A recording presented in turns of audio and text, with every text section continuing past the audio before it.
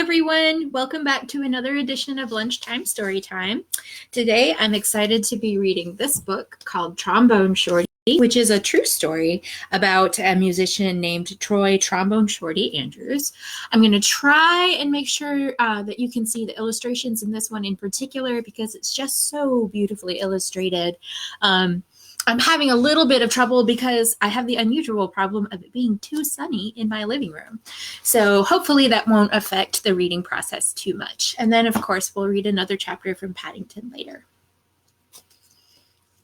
So this book is Trombone Shorty by Trombone Shorty Andrews, illustrated by Caldecott Honor winner Brian Collier.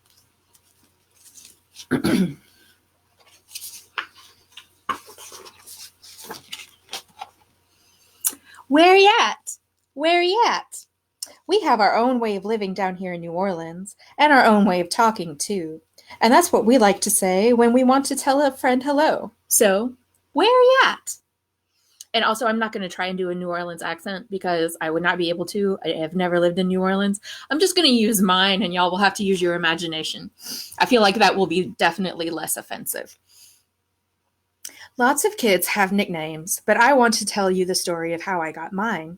Just like when you listen to your favorite song, let's start at the beginning, because this is a story about music.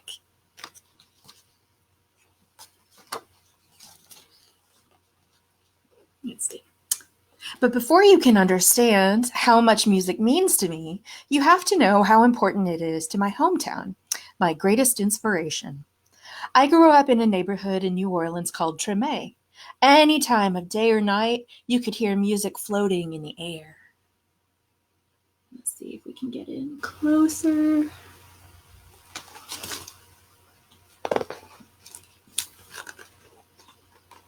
And there was music in my house, too. My big brother James played the trumpet so loud you could hear him halfway across town. He was the leader of his own band, and my friends and I would pretend to be in the band, too. Follow me, James would say. There's one time every year that's more exciting than any other, Mardi Gras. Parades fill the streets, and beaded necklaces are thrown through the air to the crowd. I loved the brass bands with their own trumpets, trombones, saxophones, and the biggest brass instrument of them all, the tuba, which rested over the musician's head like an elephant's trunk. Where you at? Where you at? The musicians would call. All day long, I could see brass bands parade by my house, while my neighbors danced along. I loved these parades during Mardi Gras because they made everyone forget about their troubles for a little while. People didn't have a lot of money in Treme, but we always had a lot of music.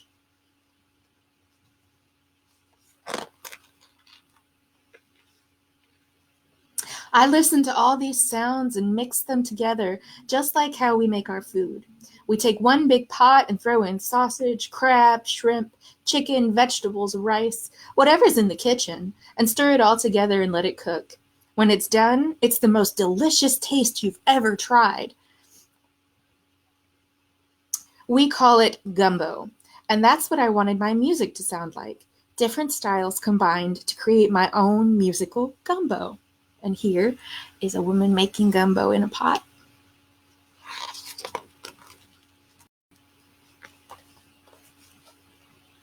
But first, I needed an instrument.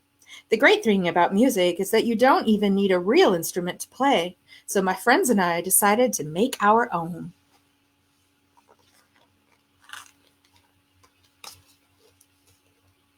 We might have sounded different from the real brass bands, but we felt like the greatest musicians of Treme. We were making music, and that's all that mattered. Then one day I found a broken trombone that looked too beaten up to make music anymore. It didn't sound perfect, but finally, with a real instrument in my hands, I was ready to play.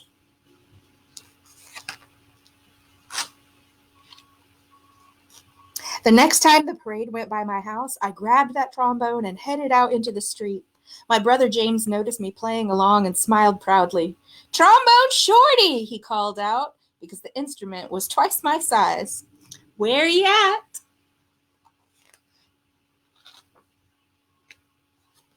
From that day on, everyone called me Trombone Shorty. I took that trombone everywhere I went and never stopped playing. I was so small that sometimes I fell right over to the ground because it was so heavy. But I always got back up and I learned how to hold it up high. I listened to my brother play songs over and over, and I taught myself those songs too. I practiced day and night, and sometimes I fell asleep with my trombone in my hand.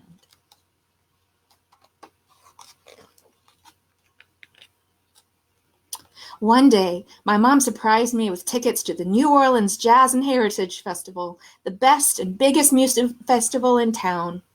We went to see Bo Diddley, who my mom said was one of the most important musicians of all time. As I watched him on stage, I raised my trombone to my lips and started to play along. He stopped his band in the middle of the song and asked the crowd, "Who's that playing on out there?"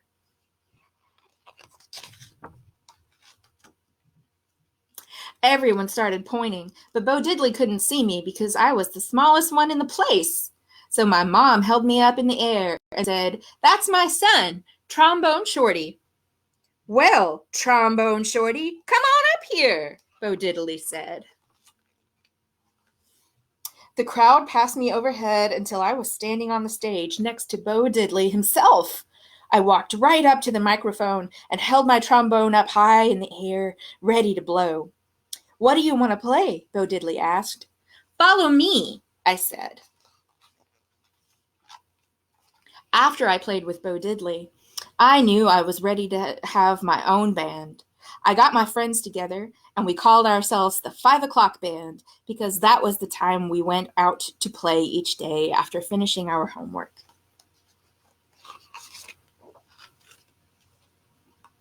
We played all around New Orleans.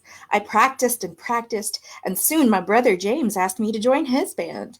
When people wondered who the kid in the band was, he'd proudly say, "That's my little brother, Trombone Shorty. Where you at?" And now I have my own band called Trombone Shorty and Orleans Avenue, named after a street in Treme.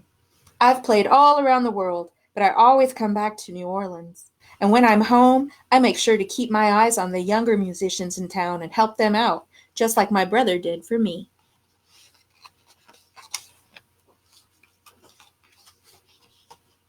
Today, I play the same New Orleans Jazz Festival where I once played with Bo Diddley. And when the performance ends, I lead a parade of musicians around, just like I used to do in the streets of Treme with my friends. "Where you at? Where you at?" I still keep my trombone in my hands, and I will never let it go. And then this is an author's note. So I'm going to show you the pictures and then read because this is a lot to try and read upside down. So this is a picture of trombone. Whoop. All right, I'm really bad at the reverse camera. This is a picture of Trombone Shorty playing his trumpet, or trombone rather, through the streets. And then this one is a picture of the author, Trombone Shorty, playing with music legend Bo Diddley. So then I will read the author notes a little bit. I like to say that the city of New Orleans raised me. In Treme, music was everywhere, from church to the street to my very own house. My grandfather, Jesse Hill, was a musician, and my brother James was a musician, and I wanted to be just like them.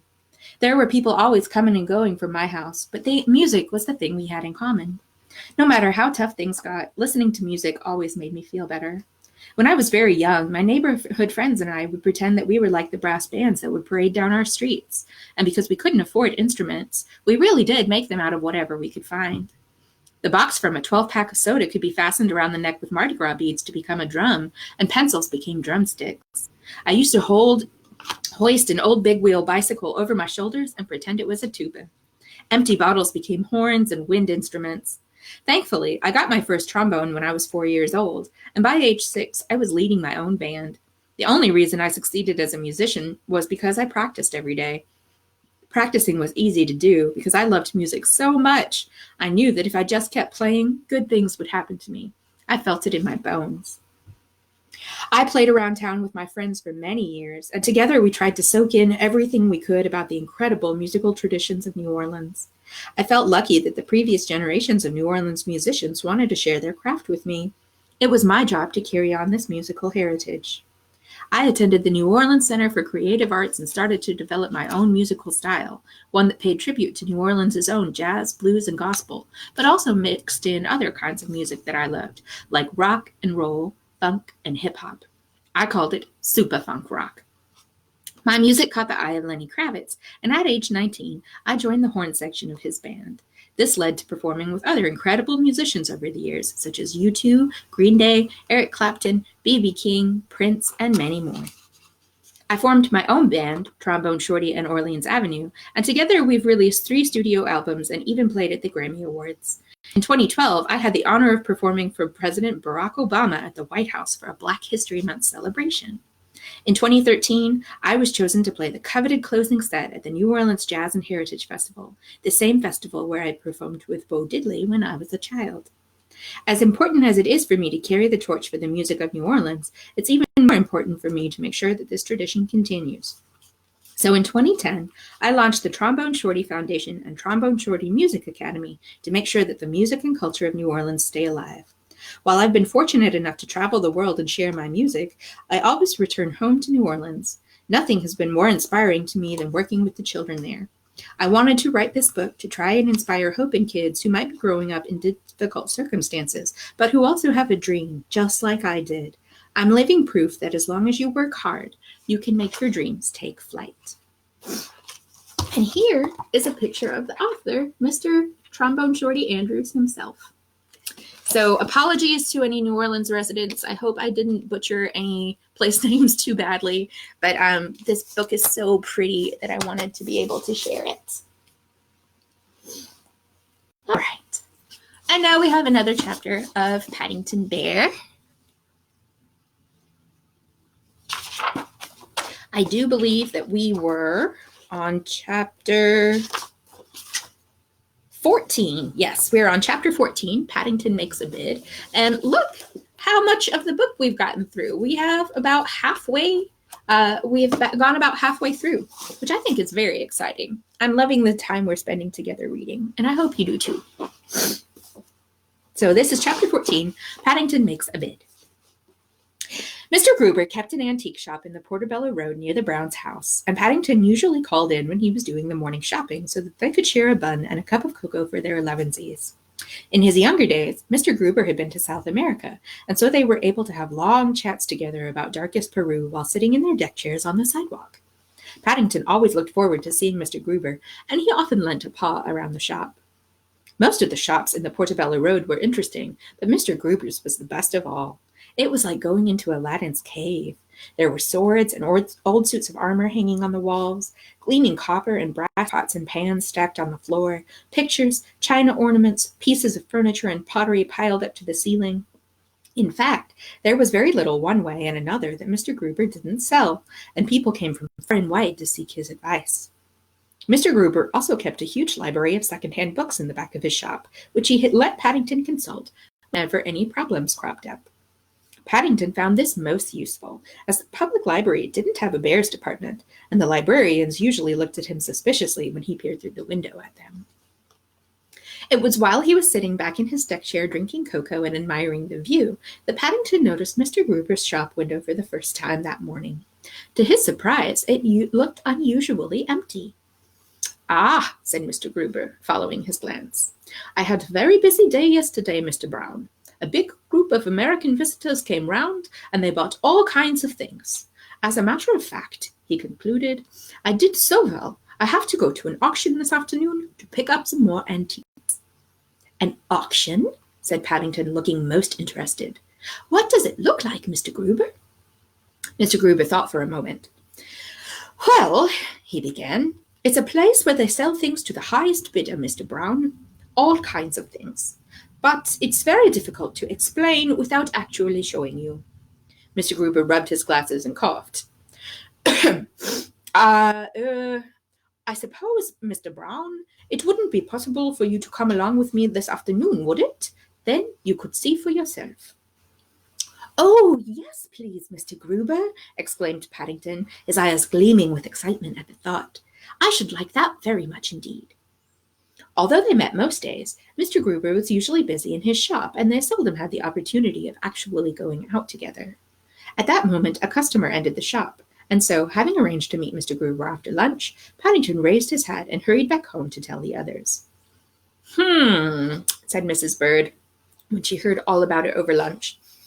"I pity the poor auctioneer who tries to sell anything when Paddington's there. That barrel knocked anyone down to half price." "Oh, I'm not buying anything, Mrs. Bird," said Paddington, as he reached out a paw for a second helping of apple tart. "I'm only going to watch." All the same, when he left the house after lunch, Mrs. Bird noticed that he was carrying his old leather suitcase in which he kept all his money.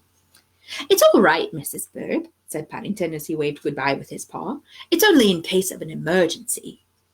"Just as long as he doesn't come home with a suite of furniture," said Mrs. Bird as she closed the door.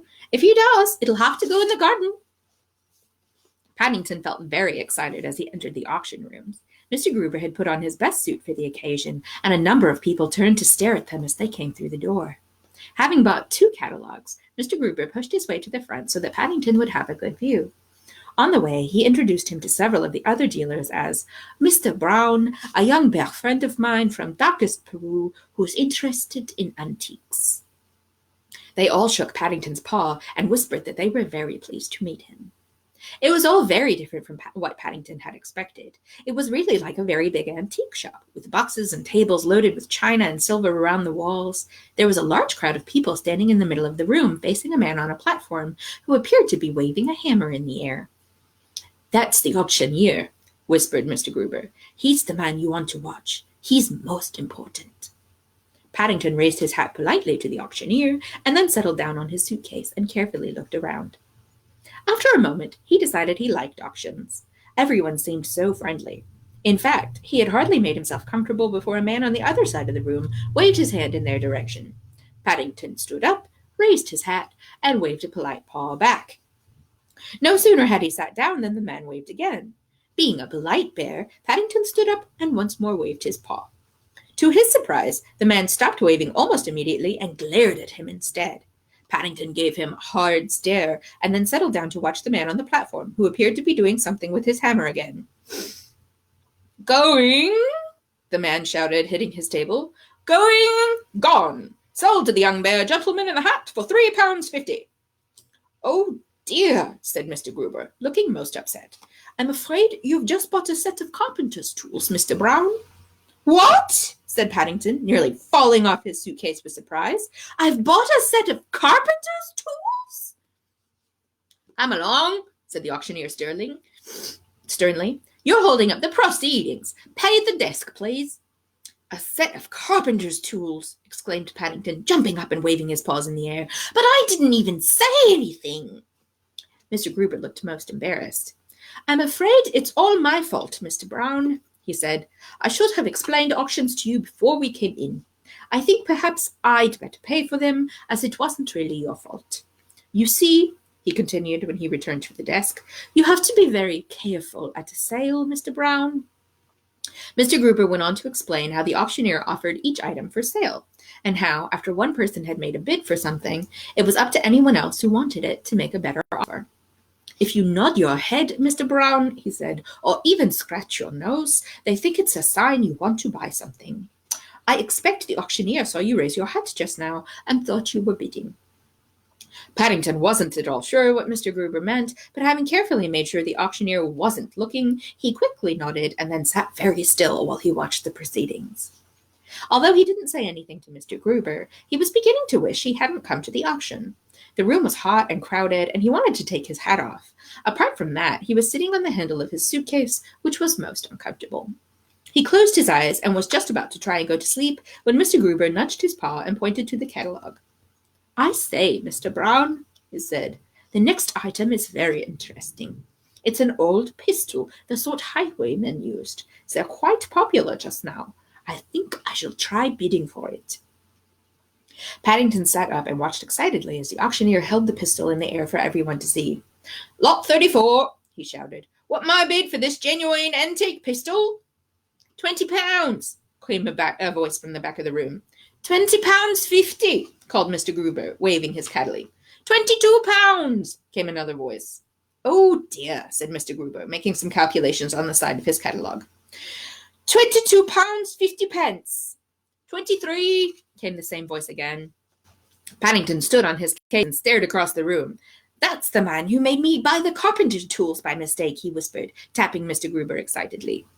Well, we mustn't let him have it, whatever we do, exclaimed Mr. Gruber. £23.50. £24, cried Paddington wildly. Said Mr. Gruber tactfully, not wishing to offend Paddington. I think we're bidding against each other, Mr. Brown. Any advance on £24? Shouted the auctioneer, looking most pleased. As there was no reply, he raised his hammer. Going, he called. Gone. He brought the hammer down with a loud crash. Sold to the young bear gentleman in the front row for £24. Mr. Gruber felt in his wallet for the money. Taking Paddington to an auction was becoming rather expensive. I'm sorry about that, Mr. Gruber, said Paddington guiltily when he returned. I'm afraid I got rather excited. That's all right, said Mr. Gruber. It was still a very good bargain, Mr. Brown, and I did want it. I shall put it in my window tomorrow. I think perhaps I'd better not do any more bidding, said Paddington, looking very crestfallen. I don't think bears are very good at it. Nonsense, said Mr. Gruber. You've been doing very well for a first time. All the same, Paddington decided to keep quiet for a while and watch Mr. Gruber. It was all complicated, and it not a bit flopping the market. Whoops. I have to mute my Facebook. Sorry about that. It was all very complicated and not a bit like shopping in the market, where he was allowed to test everything with his paws first before arguing over the price. Mr. Gruber pointed out several items in the catalogue to Paddington and gave him a pencil so that he could mark off the ones he had bought and how much he had paid for them. The list of items Mr. Gruber bought grew and grew until Paddington felt quite dizzy with writing down all the figures, and he was pleased when at last Mr. Gruber announced that he had finished buying for the day. A very good day's work indeed, Mr. Brown, he said as he checked Paddington's figures. And thank you very much for all your help. I don't know what I would have done without you. Paddington looked up from his own catalogue, which he had been studying earnestly. That's all right, Mr. Gruber, he said vaguely. Excuse me, but what is a preserves stand? A preserves stand, said Mr. Gruber. Well, it's a thing for holding jam or marmalade. Paddington's eyes gleamed as he started to unlock his suitcase. I think I shall bid for that, Mr. Gruber, he said excitedly as he peered inside the secret compartment to show how much money he had. It's the next item in the catalogue. I think I should like a preserve stand for my marmalade. Mr. Gruber looked at him rather nervously. I should be careful if I were you, Mr. Brown, he said. It may be an antique one. If it is, it's probably worth a lot of money. But before he had time to explain to Paddington just how much it might cost him, the auctioneer rapped on his table for silence. Lot 99, he shouted as he held up a piece of shining silver to the light. A very unusual kind of preserve stand. What am I bid for this valuable piece of antique silver? 5 pence, cried Paddington. A hush fell over the room. 5 pence, cried the auctioneer, hardly able to believe his ears. Did I hear someone say 5 pence? I did, called Paddington, waving his catalogue in the air. I wanted to keep my marmalade in. Mrs. Bard's always grumbling because my jars get sticky. Your jars get sticky, repeated the auctioneer, passing a hand over his forehead. It really was a most unusual day. Things hadn't gone according to plan. Some items had been sold for far more than he had ever expected. Others, like the preserve stand, were fetching nothing at all. He had a nasty feeling it had something to do with the young bear in the front row. He seemed to have a very powerful stare, and the auctioneer had done his best up to now to avoid catching Paddington's eye. Come, he said, giving a high-pitched laugh. I'm sure we all enjoy a little joke. Let's start again. Now, what am I bid for this valuable item? 6 pence, said a voice at the back of the hall amid laughter. 10 pence, said Paddington firmly. The laughter died down and there was silence. If you ask me, whispered a voice behind Paddington, that bear knows something. It's probably a fake, whispered another voice. After all, it's not the first thing he's bought this afternoon. He's with old Mr. Gruber, too, whispered the first voice, and he said he was interested in antiques when he came in. I wouldn't touch it if I were you. The auctioneer shuddered as he gazed at the preserve stand in his hand. Any advance on 10 pence? He cried. There was another long silence. Going, he shouted, raising his hammer and looking hopefully. Going. Still no one spoke. Gone. He brought his hammer down the desk with a crash. Sold to the young bear gentleman in the front row for 10 pence. Thank you very much, said Paddington as he hurried up to the table. I hope you don't mind if I pay you in pennies, but I've been saving up in case of an emergency. Pennies, said the man. He mopped his brow with a spotted handkerchief. I don't know, he said to his assistant. I must be getting old, letting young bears get the better of me at my time of life. A very good bargain indeed, said Mr. Gruber admiringly when they were outside the sale room. He turned Paddington's preserve stand over in his hands. I should say it's worth every penny of £50. £50? Exclaimed Paddington, staring at Mr. Gruber. £50 for a marmalade stand?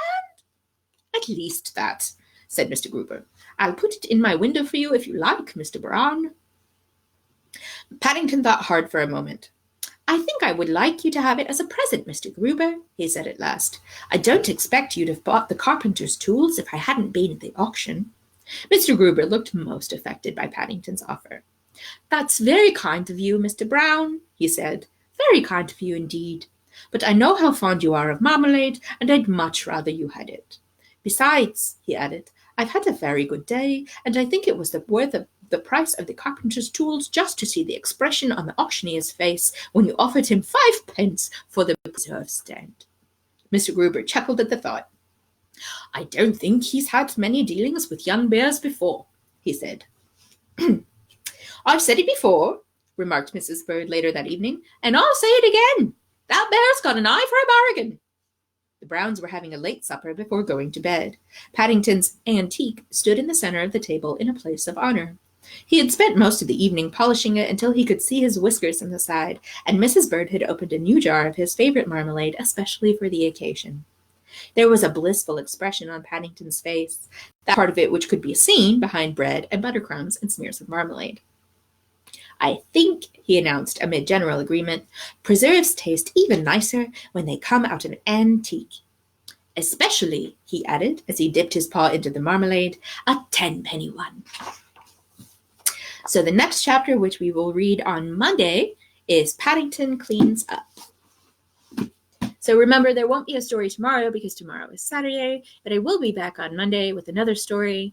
In the meantime, if you have suggestions of any books that you would like me to read on here, I'm happy to see if I can buy them, and then I will donate them either to people who want them or to charities afterward. So just let me know. You can leave a comment below, or you can send me a message on Facebook.